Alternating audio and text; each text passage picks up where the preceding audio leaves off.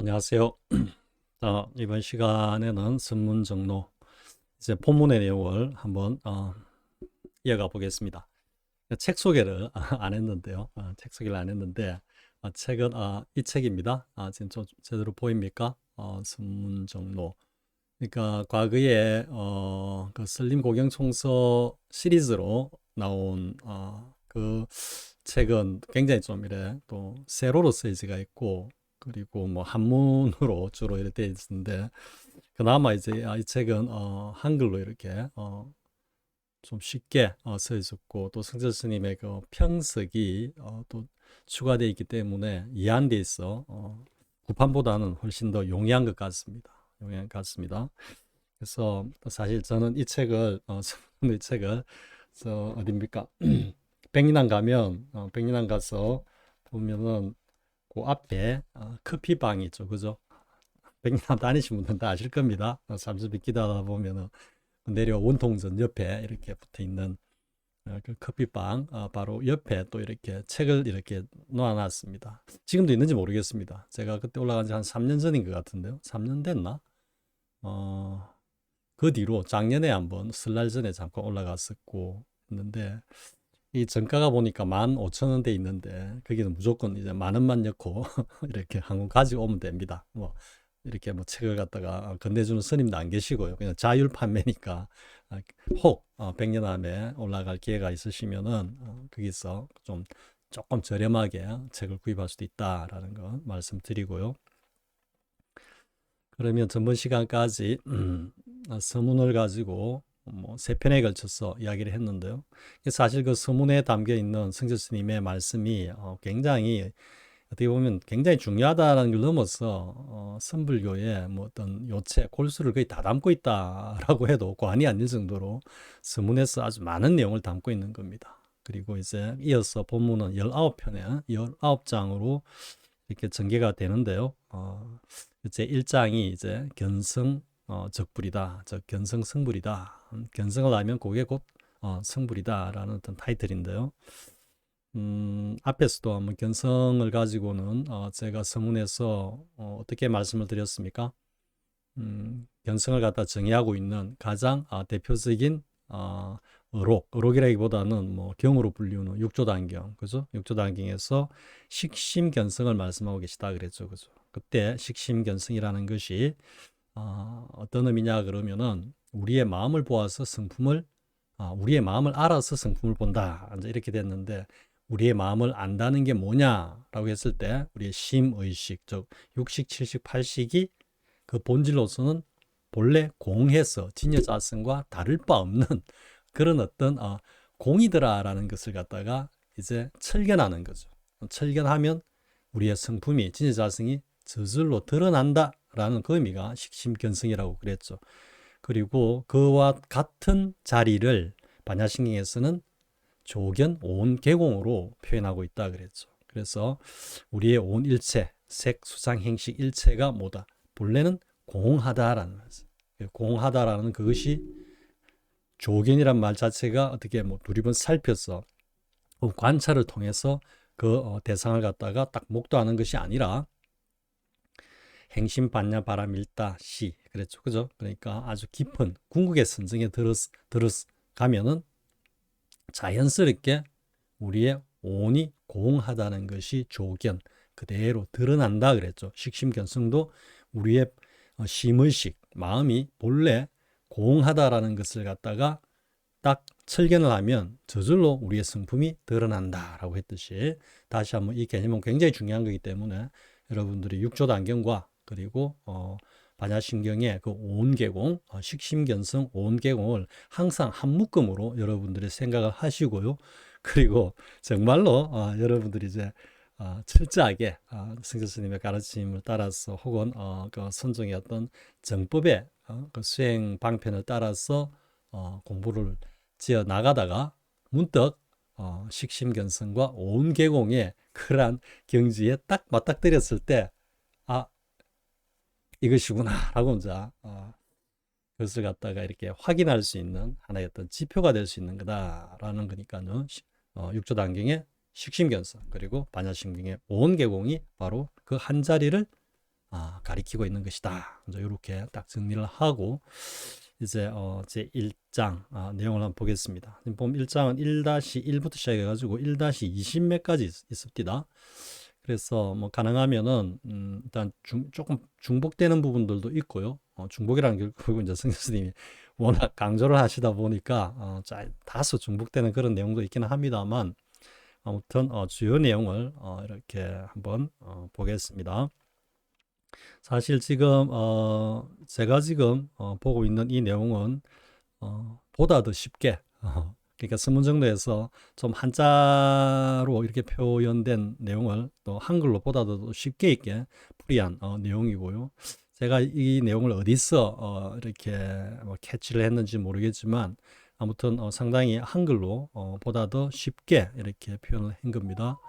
그래서 제가 지금 이 출처를 정확히 몰라가지고 감사의 말씀을 제가 직접 드리지는 못하겠지만 아무튼 이렇게 많은 노력을 통해서 이렇게 보다도 조금 더 쉬운 내용을 갖다가 우리 함께 공부할 수 있도록 해주신 것에 대해서는 이 지금 원 출처라 그럴까요? 본래는 이제 하면은 이 전문정도 책자가 돼야 되는데 아무튼 그것을 좀 더 이렇게 쉽게 좀 옮겨서 가지고 이렇게 자료를 우리에게 함께 공부할 수 있도록 제공해 주신 분께 일단 감사의 말씀 먼저 드리면서 이야기를 이어가 보겠습니다. 자, 여기 이제 1-1에 어떻게 됐냐면요. 견성을 하면 즉시에 구경 무심경이 현전하여 약과 병이 전부 소멸되고 교와 관을 다 휴식하느니라. 휴식 우리가 보통 휴식을 취한다 이야기입니다. 이게 이제 이 타이틀인데요. 이게 종경록 뭐 제 2편 표종장인가 뭐 이렇게 나와 있네요. 그러니까 종지를 뭐 드러내는 장이다 이렇게 되는데 대부분 보면은 이 종경록을 많이 인용하고 있습니다. 성 교수님께서 종경록은 영명연수 선사라고 하시는 분인데요. 이 선사님은 우리 저 법안문익 스님, 법안종 3세라고 합니다. 그런데 법안종이 아마 영명연수 스님 돼서 이제 이렇게 맥이 끊기는 걸로 알고 있는데요. 그래서 이건 잠깐 여담이지만 정말로 이렇게 뛰어난 어떤 그 종장 아래로는 이렇게 법이 이렇게 좀 이어지지 않는 이런 경향이 좀 있습니다. 선종사에 보면은 우리 조주스님도 보면은 그 밑에 하여튼 어떤 또 제자분인지 한 분 이렇게 법맥에 보이고요. 그리고 뭐 법맥이 이어지지 않고 있고 그리고 암두 스님도 보면은 암두 스님도 한 분 뭐 이렇게 내려오다가 또 이렇게 좀 이어지지 않고 하는 이런 모습을 보는데요. 그래서 뭐 두 가지 경우로 생각할 수 있을 것 같습니다. 그러니까 워낙 이제 선대선사가 출중하고 뛰어나다 보니까 그 제자분들이 사실은 이제 스승을 갖다가 뛰어넘어야지 스승의 어떤 은혜에 보답하는 거다라고 한 그런 말이 선정가에 있듯이 그래서 워낙 이제 출중하기 때문에 그 법을 갖다가 제자분들께서 완벽하게 이렇게 요달하지 못하는 어떤 그런 결과일 수도 있다라는 그런 생각이 듭니다. 그러니까 조금 이런 말이 뭐 해당될지 안 될지는 모르겠지만 다소의 어떤 그 대중성이 있는 그런 우리 보면은 작품들이 그죠? 우리 어떤 문학이나 이런 데 보면 대중성 있는 작품들이 많은 사람들의 어떤 호응을 받고 또 그리고 그로 인해서 어떤 경제적인 기반도 탄탄히 구축할 수 있는데 뭔가 이 요즘 뭐 그런 표현을 합디다. 뭐 오독구라인가? 일본 말인지 잘 모르겠는데요. 그러니까 뭐 우리가 다른 말로 하면 매니아라고 할 수 있는데요. 그러니까 하나의 어떤 이렇게 굉장히 천착해서 굉장히 깊이 들어가는 그러한 어떤 뭐라 그럴까요? 경지라 그럴까? 이런 것들은 좀 대중성이 떨어지기 때문에 이게 까딱 잘못하면은 이렇게 그 어떤 전성이 끊어지는 그런 경우가 있다라는 거. 또 하나의 여담이지만 그런 어떤 골빵득도한 흔히 우리가 말하는 골빵득도한 그런 오독구들이 어떻게 보면은 세상을 끌어가는 어떤 동력을 일단 제공을 하는 거죠.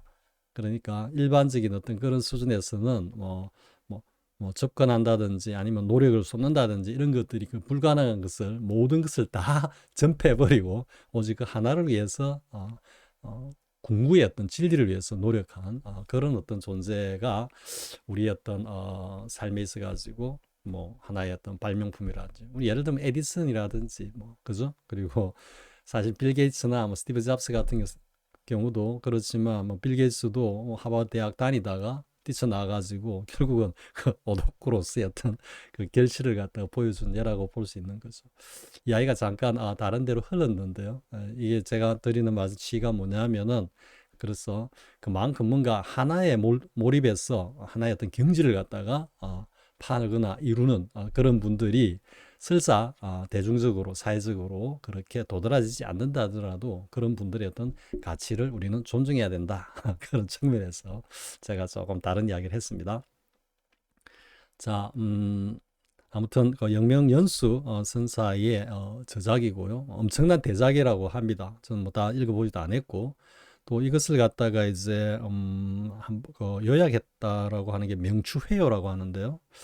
이게 회당 조심 스님 그러니까 임재중의 황룡파의 뭐 종장이신 회당 조심 스님께서 명추회요라고 압축해 가지고 정리를 해놓은 책이 또 명추회요라고 합니다. 그래서 관심 있으신 분들은 한번 일독을 하시기를 권하고요.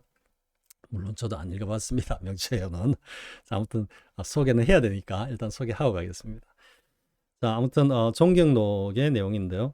견성을 하면 즉시에 구경 무심경이 현전하여 약과 병이 전부 소멸되고 교와 관을 다 휴식하느니라 이렇게 됐거든요.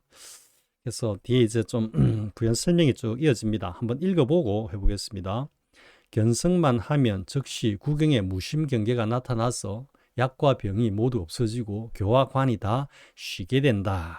이렇게 되는데 여기서 뭐 구경의 무심경계가 뭐냐라고 했는데 이 무심이라는 것은 제가 앞에 우리 식심견성했죠, 그죠? 그리고 반야심경에 온 개공했죠, 그죠? 그 경계가 바로 무심경계인 겁니다. 무심경계.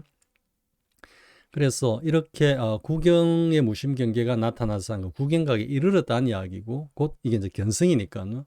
이럴 때는 약과 병이 모두 없어진다라고 하는 거죠. 이때 병은 뭐겠습니까? 우리의 분별망상. 달리 이제 조금 이분법적으로 이야기하면은 중생심과 중생의 어떤 그 삶, 그죠? 이게 전부 소멸되기 때문에 이 병을 치료하기 위한 약도 필요 없다라는 거죠. 즉 건강한 사람에게는 아예 약이 필요 없듯이 그리고 병이 나아서 완벽하게 건강을 회복한 사람에게는 더 이상 약을 갖다가 필요로 하지 않듯이 그죠? 이렇게 견성을 한 그런 경지에 이르면은 우리의 중생의 어떤 병이라는 중생심, 이 모든 것이 다 소거되었기 때문에 그것을 치료하기 위한 약이라는 건 뭐겠습니까? 교학으로 말하자면 부처님의 말씀, 경과, 모든 일체, 논소를 이야기하는 거고 관은 이때 뭐냐면은 우리가 실참, 실수, 화두, 참선, 수행을 한다든지 일체의 어떤 선적인 어떤 수행이라고 여러분들이 보면 되는 겁니다. 뭐 일단 견성에 딱 이러면 뭡니까? 교도 필요 없고 선도 필요 없다 이래 되는 거죠. 왜? 일체를 다 마쳤으니까. 이게 뭐겠습니까? 도노, 돈수다라는 이야기입니다. 도노를 하면 견성의 구경의 무심경계에 이르는 구경각에 그 도노 돈수를 하면은 뭐다? 교학, 일체 교학, 부처님의 말씀도 필요 없고 또 더 이상 선적으로 닦을 필요도 없다. 그래서 이게 도노 돈수인 겁니다. 도노 돈수는 또 이어지면 뭐가 되겠습니까? 무위절학 도인이라 그러죠. 그죠? 그러니까 더 이상 배움이 끊어진 도인이다. 이건 약간 사실 살짝 도가에서 이렇게 살짝 온 듯한 어떤 그런 용어이긴 한데요. 아무튼 이제 교와 간이 다 쉬게 된다. 약과 병이 모두 없어진다라는 의미의 취가 바로 그런 뜻이다라는 걸 여러분들이 이해하시기 바랍니다. 그러니까 딱 확실되어 견성이 이르면은 일체의 교와 관을 다 쉰다. 다 교학이든 아니면은 뭐 선이든 다 이제 필요가 없다. 이래야 되는 거죠. 부처님께서 부처님의 그 지위에서 교학이 왜 필요하고 그죠? 그리고 참선 수행이 왜 필요하겠습니까? 자, 그 다음 내용 보겠습니다. 진여지혜의 무한한 광명은 이제 부연 설명하는 겁니다. 항상 법계를 비추지만 중생은 먹구름과도 같은 삼세 육추 무명에 가려 보지 못한다. 이 뭐 너무도 중요하면서도 너무도 유명한 구절이죠. 그죠? 그러니까 해는 항상 360일 뜨가 있어. 우리가 이제 뭐 밤낮으로 이렇게 나누면은 밤에는 이제 지구 뒤편으로 가니까 그렇지만 낮에는 항상 뜨가 있는데 그것을 갖다가 왜 못 보느냐? 짙은 먹구름이 가리워져 있다. 짙은 먹구름만 소거가 되면은 그대로 자연스럽게 드러난다. 이런 이야기죠. 그러니까 우리가 본래 부처다라는 그 이야기도 같은 맥락이죠. 왜? 항상 해는 뜨가 있다라는 이야기죠. 그런데 지금 중생의 어떤 그 경계 세계에서는 항상 먹구름이 딱 가리워져 있다. 이런 이야기죠. 그렇기 때문에 그 가리워진 먹구름을 갖다가 소거하면 그 청천백일이 그냥 밝게 환하게 비추는 그 자리가 곧 구경각이고 견성의 자리라는 이야기죠. 그러면 그 먹구름이 뭐다? 삼세육추라고 하는 우리의 그 무명업상이다. 이렇게 되는 거죠. 자, 다시 일단 한번 그 문단만 읽고 삼세육추에 대해서 조금 이야기하겠습니다. 구름이 없어지면 푸른 하늘이 드러나 밝은 해를 보는 것과 같이 극히 미세한 삼세 망념까지 남김없이 다 없어지면 확실히 깨쳐 진여 자성을 혹은 진여 본성을 환히 본다. 이에 일체 망념이 전혀 없으므로 무념 또는 무심이라 부르니 이것이 무여열반인 묘각이다. 앞에 뭐 서문에서 이제 견성 이야기하면서 뭐 얼핏 했던 이야기들이죠, 그죠? 그런데 이제 삼세 육추에 대해서 한번 보겠습니다. 사실 뭐 육추는 우리가 흔히 말하는 우리 어떤 그 분별심에서 나오는 담, 진, 치 뭐 이런 것들 기반으로 해가지고 그것들이 뭡니까? 계속해서 반복되게 되면은 그에 대한 집착이 생기고 집착이 생긴다라는 것은 그에 대한 애욕, 그죠?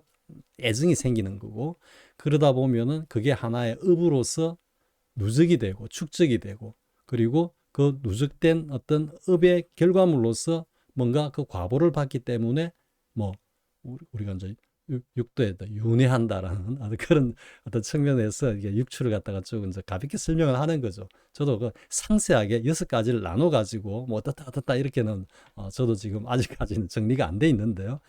그러니까 어쨌든 무명업상에서 3세에서 출발해 가지고 무명업상에서 출발해 가지고 그게 대해서 뭔가 행위를 반복하게 되는 거죠. 반복한다는 이야기는 좋은 걸 반복하는 거죠. 싫은 건 안 하게 되니까. 그죠? 물론 싫은 것도 어쩔 수 없이 하게 되지만 그게 대해서 애착은 안 느끼죠. 반복을 하면서 이게 쌓이다 보면은 그것이 이제 좋아하는 것을 반복하다 보니까 그에 대한 애욕이 쌓이고 그러다 보면 집착하게 되고 그 집착에 따라 가지고 뭔가 행이 나오고 그게 업으로 쌓이고 그 업이 곧 과보로서 우리 어떤 삶을 갖다가 전생 후생 그죠 이걸 갖다가 결정한다라고 하는 이게 이제 육추의 내용이다. 여러분들 요렇게만 정리를 하면 되겠습니다.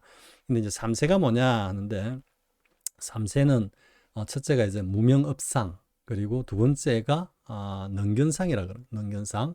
그리고 세 번째가 이제 경계상이다. 뭐 보통 요렇게 이제 정리를 하는데요. 그러니까 무명업상이 뭐냐 그러면은 우리가 이제 대승기신론으로 이렇게 이제 생각을 해보면 대승기신은 1심 2문 이렇게 가는 나누죠, 그죠? 그 1심은 우리 이제 하나의 본마음 이게 이제 우리 진짜 자성이다라고 생각하면 되는 겁니다. 우리 마음이 이제 딱 하나 1심인데 거기서 이제 진여문과 생멸문으로 이렇게 나뉘는 거죠. 그렇기 때문에 이 진여문이라는 것은 여전히 우리의 진여 자성의 어떤 그 본성을 그대로 잊고 있는 마음이라면 생멸심은 이런 어떤 삼세 육추에 오염된 마음이다. 이래 가는 거거든요. 그래서 어쨌든 생멸심으로 이제 이게 드러나는 어떤 그 과정이 이제 삼세의 역할인데 그럼 무명업상은 뭐냐 그러면은 본래 청정무구했던 그 진여자성이 이제 1심 2문으로 나뉠 때 진여심과 생멸문으로 있다면 본래는 진여심으로 이게 이제 존재하고 있는 거죠. 우리 진제 자리로 들어가서 모든 것이 일체가 온전히 개공된 그 경지에 들어가면은 일체로 그냥 진여심으로 청정무구한 진여심으로 존재를 하고 있는 거죠. 그런데 이게 문득 이 진여심이 생멸심에 끌려간다 이렇게 지금 표현을 하는 거거든요. 생멸심에 끌려간다 이렇게 표현하는데 이건 아마 두 가지 정도로 이해할 수 있을 것 같습니다. 그러니까 하나는 제가 그 이야기했던 양자역학 관점에서 보면은 이게 이제 3세로 이렇게 3세 육체 3세로 이 우리 어떤 그 무명업상이 딱 드러난다라는 게 이게 무명업상이라니까 굉장히 좀 부정적인 용어로 가죠. 그죠? 그렇지만 양자역학 쪽의 관점으로 가면은 이게 뭐다? 이 관측행위가 되는 거예요. 관측행위가. 그러니까 다시 여러분들 이제 양자역학과 관련된 이야기를 잘 지금 모르시는 분들, 제 영상을 안 보신 분들을 위해서 잠깐만 소개를 하면요. 양자역학은 이제 이 빛이라는 존재, 혹은 전자라는 존재, 혹은 그것이 대표하는 어떤 여러 가지 어떤 양자라는 어떤 그 존재가 이게 파동이냐 아니면 입자냐를 가지고 수천 년부터 서구과학계는 그게 논쟁이 벌어지다가 뉴턴에 와서는 입자다. 뭐 빛은 입자다. 이렇게 이제 뉴턴이 워낙 이제 이게 파이널 보스가 되다 보니까 그렇게 굳어져 내려왔다가 19세기 중후반인가 제임스 형인지 토마스 형인지 잘 모르겠습니다. 하여튼 그 과학자가 실험을 해봤는데 이게 입자가 아니고 파동이라는 증거가 쫙 나온 겁니다. 그러니까 당대 과학자들이 이거는 파동이다라는 것을 갖다가 절대로 부인할 수 없는, 제가 상세한 건 지금 너무 기니까 다른 영상을 여러분 찾아보시고요. 부인할 수 없는 파동이라는 게 딱 증명이 된 겁니다. 그러니까 이제 일단 난리가 난 거죠. 그러다가 정말 파동이야 하고 이제 실험을 하는데 그 관찰을 해본 거죠. 정말로? 정말로? 근데 관찰을 하니까 파동이 아니고 입자로 증거가 쫙 나타나요. 그러니까 여기 이제 또 논쟁이 벌어지는 거죠. 봐라, 입자잖아. 아니야, 파동이야 했는데 이제 그 두 가지 실험 환경을 비교를 해보니까 파동으로 드러날 때는 뭐다? 완벽한 진공 상태에서 관측이 없는 상황에서 실험을 했을 때는 파동으로 쫙 드러나고 그것을 관측을 했을 때는 입자로 드러나요.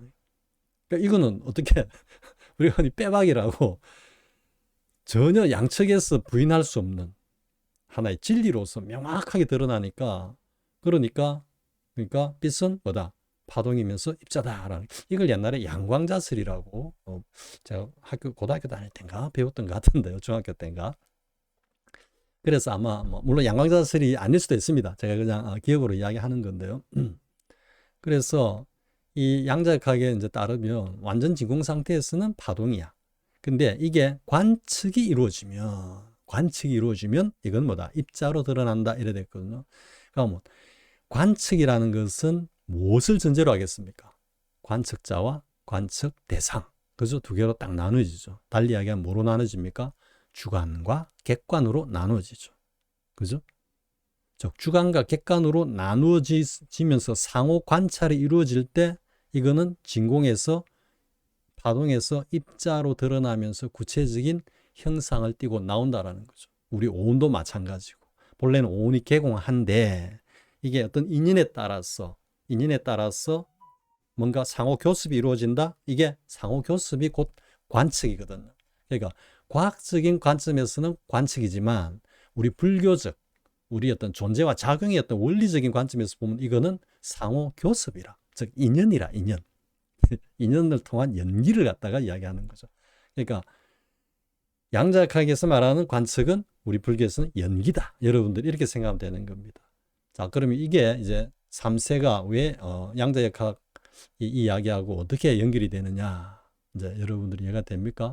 뭐냐면 그렇게 무명업상, 즉 본래 진여심으로 그냥 존재하던 그런 어떤 존재라고 하겠습니다. 그런데 이게 우연한 어떤 관측 행위가 이루어진다라는 거죠.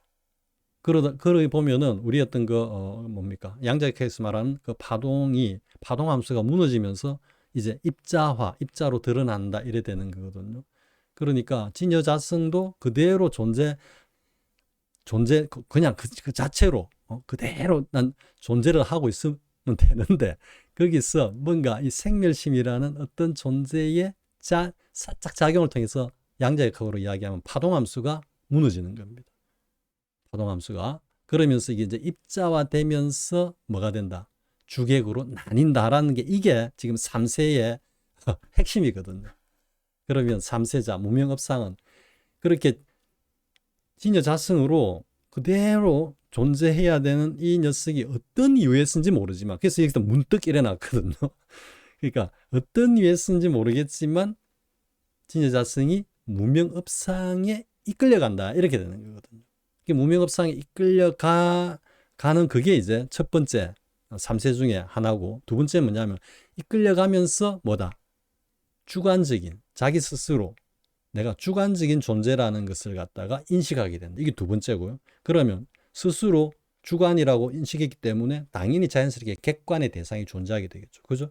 그러면서 그 객관이 동시에 어떻게 보면 주관을 인식하는 순간 바로 객관이 그대로 등장하는 게, 시차를 두고 나타나는 게 아니고, 그래서 주객이 이렇게 나누어지는, 그러니까 주관적인 인식을 가지는 걸 능견상, 그리고 그 객관의 어떤 대상인 경계가 나타나는 것이 여기 경계상, 이래가지고 그걸 갖다가 무명업상, 능견상, 경계상, 이렇게 이제 3세로 분류를 하는 거거든요. 이게 이제 여러분 양자역학은 제가 그 9편에 걸쳐 가지고 이 채널 처음 시작하면서 제일 먼저 올렸던 영상입니다. 그러니까 관심 있으신 분들 그걸 보시고요. 그리고 이제 여기서 이제 두 번째, 이제 제가 두 가지 측면에서 볼 수 있다고 했는데, 두 번째 측면은 뭐냐면은 제가 앞 영상에서 올려놓은 게 있습니다. 그 삼방야화, 천목 중본 스님. 그러니까 뭐 성자 스님께서 뭐 굉장히 이렇게 높게 이렇게 생각하시는 송나라 말기와 원나라 때 스님이신데, 그 스님이 이제 삼방야화, 제 영상에 올려놨습니다. 삼방야화에서 이제 그 보고 듣고 느끼는 놈은 뭐 진여자성이 아니다라고 제가 그렇게 이제 제목을 달고 온이 보고 듣고 느끼는 거다라고 하면서 그 중본 스님의 말씀을 제가 그대로 인용한 게 있죠. 그죠? 그때 중본 스님이 어떻게 말씀을 하시는가 하면, 흔히 이제 해오줌수의 사조선들이 보고 듣고 뭐 하는 이 녀석이 바로 우리 진여자성이다라는 것을 바로 직격으로 비판을 하시는 겁니다. 경책을 하시는 내용인데요. 뭐냐면은 무릇 명근이 끊어지고 주체와 객체가 모두 사라진 바탕 위에서 깨달음에 이르러야 하는데, 그렇게 주장하는 이들은 단지 우리의 온 육근을 통해서만 그것을 갖다가 뭔가 깨달았다라는 비슷한 말씀을 쓰는데, 그런 게 아니고 정확히 이야기하면 온 육근을 통해 가지고 그것이 진여 자성이 아는 거다라고 잘못 착각하는 거다, 이렇게 말씀을 하시거든요. 다시 한번 정리를 할까요?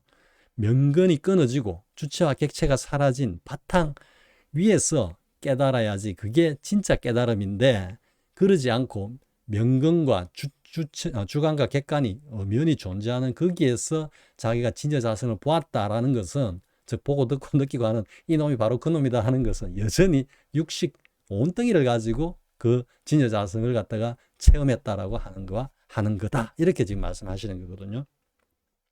그렇기 때문에 여기서 자, 명근이 끊어지고가 무슨 뜻이겠습니까?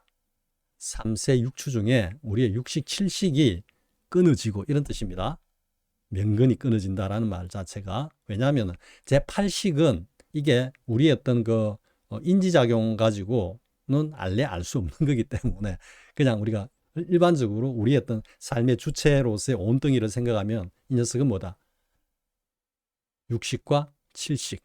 이걸 이제 명근이라 하는 거죠. 그러니까 명근이 끊어졌다라는 것은 6, 7식이 공으로 화하고, 다음에 주체와 객체가 모두 사라진 바탕.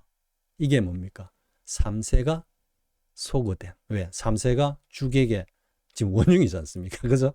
그렇기 때문에 주체와 객체가 모두 사라진 바탕에서 깨닫는다라는 이야기가 이 3세, 육추를 포함한 3세 모두가 다 뭐다? 공으로 완전히 화한, 반야신경에서 말씀하고 계시는 뭐다? 온 계공의 그 자리에서 그것과 하나가 되면서 철견을 해야지 그것이 진정한 깨달음이고, 육조단경에서 말씀하고 계시는 식심견성, 즉 우리의 6, 7, 8식 모두가 전체로서 공에서 본래는 진저자성과 한 덩어리다라는 것을 갖다 철견하면서 그것이 곧 나의 본성이다라는 것까지 확인하는, 그렇게 깨달아야 그게 진짜 깨달음이고 견성이다. 네, 이렇게 정리가 된다라는 거죠. 그래서 여기서 이제 3세 육추에 대해서는 여러분들이 좀 어렵다 이러면은 그냥 주객의 분리다, 주객의 분리다. 그렇게 주객이 어떤 분리가 되고 나니까 팔식이 그렇게 이제 아레아식, 그죠? 3세 6출할 때 3세 아레아식을 이야기하니까 아레아식의 바탕이 일단 주객의 분리라. 그러다 보니까 그것을 베이스로 하고 있는 제7식 말라식이 뭐다? 우리가 흔히 말하는 아상아만, 제가 흔히 비유적으로 날 좀 보소, 날 좀 보소 하는 어떤 아상아만의 주체인 제7식이 이제 딱 주인이 돼가지고, 왜? 자기가 주체니까 돼가지고 제6식, 그죠? 우리 온덩이 이걸 갖다가 모두 안이비슬 신의를 갖다가 주관하면서 우리 어떤 중생기의 어떤 살림을 이렇게 펼쳐간다, 이런 이야기죠. 자, 전체적으로 이제 여러분들이 이제 종합적으로 정리가 되죠, 그죠? 그렇기 때문에 흔히 뭐 헤어존스에서 말하는 뭐 몰라 하면은 바로 그냥 견성에 이른다, 이런 거는 다시 이야기하면 애들 장난감 갖고 노는 것밖에 안 됩니다. 그런 어떤 언설에 현혹되지 마시고 공부를 하려면 제대로 하고, 아니면은 아예 그냥 모르고 지나가는 게 훨씬 낫습니다. 자, 이제 어느 정도 정리가 된 것 같습니다. 그죠? 그 다음에 이제 그 밑에 또 내용을 한번 이어가 보겠습니다. 그래. 다시 한번 읽고 자, 보겠습니다. 진여지의 무한한 강명은 항상 법계를 비추지만 중생은 먹구름과도 같은 3세 6추 무명에 가려 보지 못한다. 구름이 없어지면 푸른 하늘이 드러나 밝은 해를 보는 것과 같이 극히 미세한 3세 망령까지 남김없이 다 없애면 확실히 깨쳐 진여 본성을 환히 본다. 이에 일체 망념이 전혀 없으므로 무념 또는 무심이라 부르니 이것이 무여 열반인 묘각이다. 여기서 이제 하나 또 비판할 게 하나 더 있습니다. 뭐냐면은 제가 한번 비판했죠, 그죠? 저 하늘에도 내가 있고, 그리고 뭐 지나가는 차도 내고, 뭐 꽃도 내고, 뭐 지나가는 길고양이도 내고, 이렇게, 그죠? 하면서 그것이 이렇게 느껴지면 견성이다 이러는데, 여기서 첫 번째는 그걸 느끼는 게 누굽니까? 몸뚱이가 느끼죠, 그죠? 인지작용으로 느끼는 그거는 깨달음하고 아무 관계가 없는 겁니다. 그럼 왜 그렇게 이제 자꾸 하나다 하면서 그것을 더 견성의 본질인 양 그렇게 호도하느냐 하면, 여기서 말했죠, 그죠? 주체와 객체가 모두 사라진 바탕이라고 했기 때문에, 그리야만 비록 하늘도 내고 뭐도 내고 하니까 주객이 사라졌다, 이런 이야기거든요. 주객이 사라지는 거는 속죄에서는 주객이 사라지는 일은 절대 없습니다. 왜? 속죄는 그 자체가 분별의 세계이기 때문에, 여기서 주객이 사라졌다라는 이야기는 그거는 어떻게 보면 달리 이야기하면 병이 든 겁니다. 병이. 감각적으로나 정신적으로나. 주객이 사라지고 일체가 전체로서 하나로서 원흉한 그 경지는 속죄가 아니라 진재의 경계를 말하는 겁니다. 그게 곧 반야신경에서 말하는 조견 오온 개공. 뭐라고 했습니까? 앞에. 그 경지인데. 행심, 반야, 바라, 밀다시. 깊은 선정에 들어갔어야 그 경계가 드러나는 거지. 그냥 우리의 분별 세계에서 하늘도 내고 뭐도 내고 이런 거는 있을 수가 없는 겁니다. 그거는 그냥 온덩이 가지고 착각을 한 겁니다. 왜? 자꾸 그쪽으로 정신이 집중이 되니까 잠깐 착란 증상이 일어나는 거죠. 그렇지만 정말 진재의 그 경지에 들어가서 공성체험을 완벽하게 온개공을 철견하고 나면 그 힘이 그대로 우리의 일상생활 분별 세계에서 그대로 발휘되는 겁니다. 그것의 가장 대표적인 모델이 스카세존의 49년간의 일대 행장인 겁니다. 스카세존께서 우리 속죄에서 그렇게 살림을 사시면서 행장을 펼치면서 저 하늘도 내고 지나가는 자도 내고 이렇게 말씀하신 적이 있습니까? 경전에? 혹 있다면 말씀해 주십시오. 그런 스카세존께서 그렇게 말씀하신 경우가 있다면은 그건 진재의 영역이에요. 진재의 영역. 주체와 객체가 모두 사라진 그 자리는, 그리고 그 자리로 들어가면은 지금 여기서 이야기하고 있는 지금 여기서 이야기하고 있는 건 아니네요. 제가 부연 설명하고 있는 주체와 객체가 모두 사라진, 그리고 반야신경에서 말씀하시는 온개공, 무아니 비설신이, 무색생양 미촉법, 무무명, 무노사, 무명진, 등등등등등이 그대로 철견이 되는 겁니다. 그래서 아무튼 그만하겠습니다. 여기까지만 하겠습니다. 제가 자꾸 말을 갖다가 길게 이어가면은 제가 자꾸 아상을 짓는 것 같아가지고 제가 여기까지만 하겠습니다.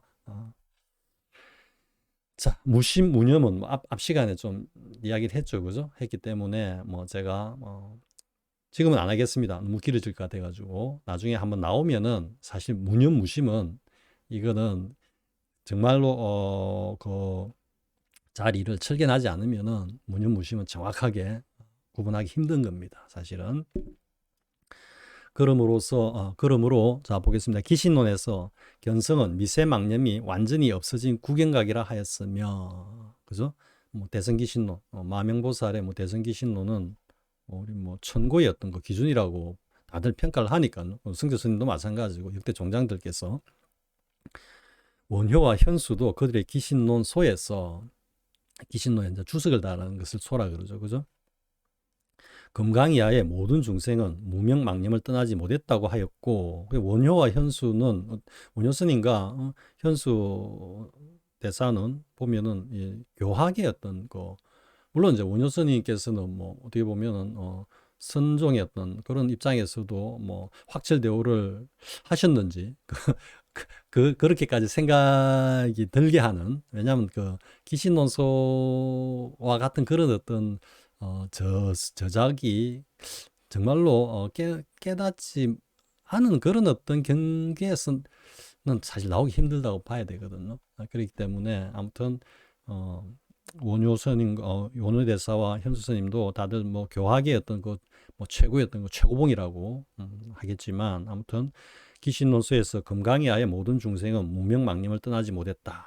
저 교학에서도 이렇게 인정하고 있다 이 이야기입니다. 제가 지금 하고자 하는 이야기가 하였고, 또한 부처주의는 무념이다라고 하였다. 이거 무념은 뭐 당연히 뭡니까? 육체는께서 무념을 종으로 삼는다 그랬죠, 그죠? 그러면은 현수와 원효 대사가 조금 빠를 겁니다. 육조해능 스님보다.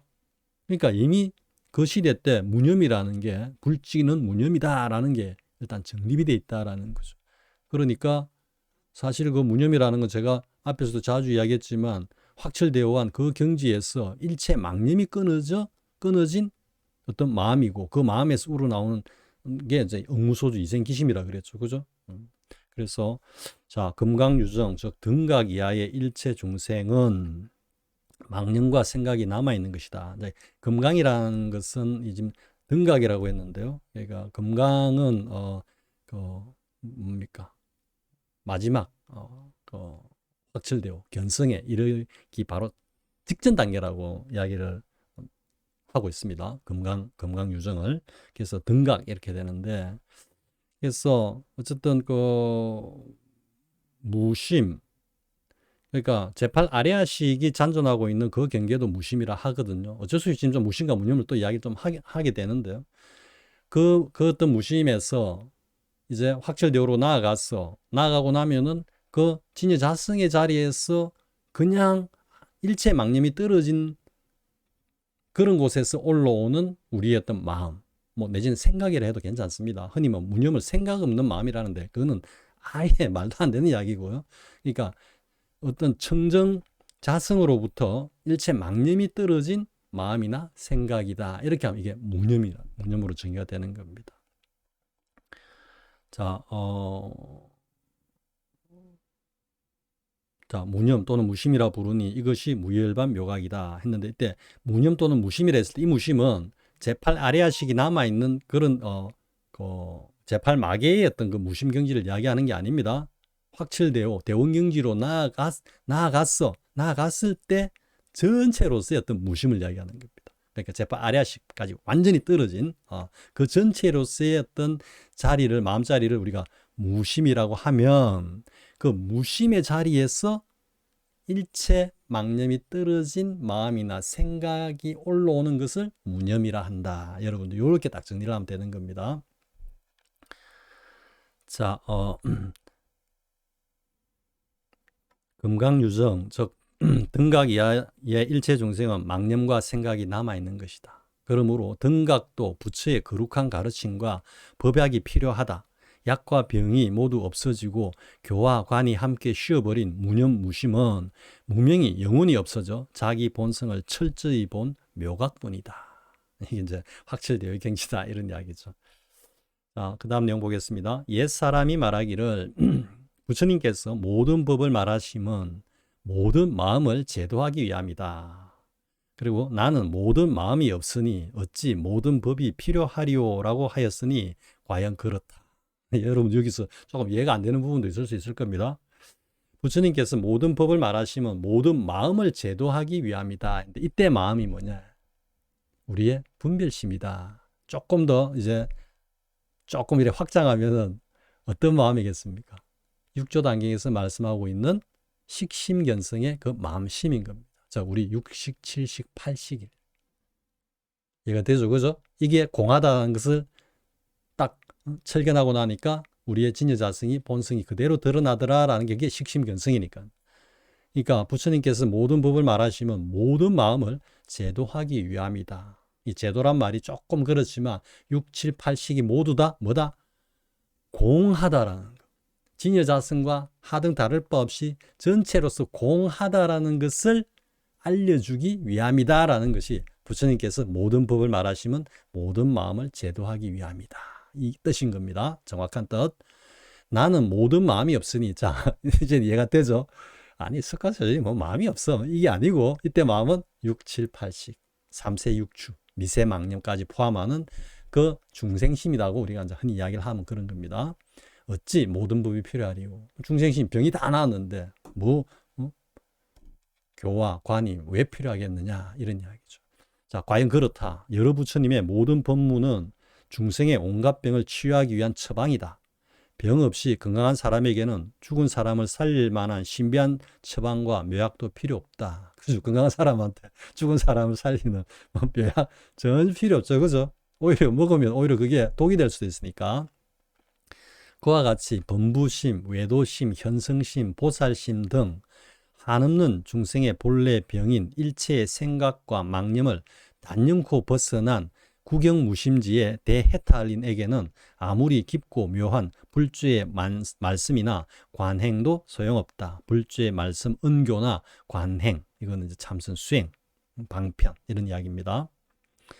결국 법약과 온갖 병이 동시에 없어지고 거룩한 말씀과 묘한 관행을 동시에 쉬는 구경무심지만이 견성이다. 이것이 가장 높은 대도를 철저히 증득한 배움이 끊겨 할 일 없는 한가로운 도인의 마음 경계다. 도노돈수의 확철대오의 경계다. 자, 여러분 충분히 이해가 됐죠? 그죠? 사실 지금 견성적 성불이다라고 하는 지금 1-1 이 내용이 굉장히 이제 어떻게 보면 근본을 갖다가 말씀하고 있는 내용인데, 근데 3세 6초에 대해서 저도 사실 상세하게 잘 몰랐습니다. 솔직히 이야기하면 이번 이 영상을 준비를 하면서 3세 6초에 대해서 한번 이렇게 봤는데요. 성저자님도 3세 6초에 대해 가지고 자세하게 전문정대에서 제가 설명 안 하시고 있는 것 같습니다. 그냥 3세 6초 미세망념 이렇게 하는데 그 3세 6초의 본질을 아는 게 중요하다는 게 아닌 거죠. 그죠? 왜냐하면은 일단 어떤 그 견성, 즉 식심견성의 그 어떤 경지에 이르러 가지고 우리의 어떤 진여자성을 딱 철견을 하면은 그 3세 6추 자체가 모두가 일체가 공하다라는 것이 스스로 증명이 되기 때문에 성철주님께서는 그 도달점을 갖다가 중요시하고 그 도달하는 것에다가 중점을 둔 것이지 그 세부적인 어떤 미세망념이 어떤 거다라는 건 이거는 별로 그렇게 중요하지 않고 공부하는데 별로 도움도 안 된다. 지금 이렇게 이제 말씀을 하신 거죠. 하지만 저는 이제 어쨌든 막 이 말을 갖다가 붙여야 되는 그런 입장이다 보니까 좀 찾아보고 여러분들에게 이제 말씀을 드렸는데 3세 6추의 3세만 한 번 더 강조를 하고 영상을 맺기로 하겠습니다. 3세 이 미세망상, 3세는 무명업상. 그러니까 문득 양자역학으로 하면 뭐다? 파동함수가 문득 어떻게 뭐 이렇게 무너지면서 죽이기 딱 나뉘어지는, 그래서 능견상과 경계상으로 무명업상, 능견상, 경계상으로 이렇게 나눠진 그것을 이름하여 3세라 한다. 그리고 그것이 곧 뭐다? 3세 6추를 다 합치면은 삼방야호에서 중본스님께서 그렇게 강조하신 즉 뭐다? 명근이 끊어지고 즉 6추가 공으로 소거되고 다음에 주체와 객체가 사라진 바탕은 뭐다? 3세가 공으로 소거된 그 자리에서 깨달아야 비로소 참된 깨달음이고 그것이 올바른 성가의 견성이다. 이렇게 정리를 하고 있다라는 겁니다. 자, 이번 시간은 여기까지 하겠습니다. 사실 너무 많이 좀 중언부언한 것 같은데요. 여러분들이 잘 정리하시기 바랍니다. 자, 수고하셨습니다.